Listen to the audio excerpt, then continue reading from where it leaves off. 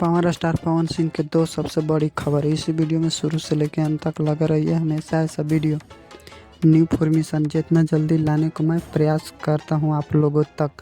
Power star Pawan Singh के दो खबर सबसे बड़ी खबर है। आज 1 जनवरी है और मैं बात करता हूं कि आज से 4 दिन बाद पावर स्टार पवन सिंह के जन्मदिन के दिन बच रहा है और धमाल और बवाल भोजपुरी इंडस्ट्री में मचाते रहता है। पावर स्टार पवन सिंह के 5 जनवरी को जन्मदिन है। जन्मदिन के अवसर पर धमाल और बवाल भोजपुरी इंडस्ट्री में मचबे करेगा। पावर स्टार पवन सिंह के गाना आने वाला है 5 जनवरी के जन्मदिन के अवसर पर।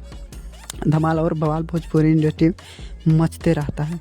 और दूसरी खबर है पावर स्टार पवन सिंह के पावर स्टार की फिल्म जो टीजर टेलर आने वाला जन्मदिन के अवसर पर धमाल और बवाल भोजपुरी इंडस्ट्री में मचाते रहते हैं। हमेशा ऐसा वीडियो न्यू इन्फॉर्मेशन जितना जल्दी लाने को मैं प्रयास करता हूं आप लोगों तक।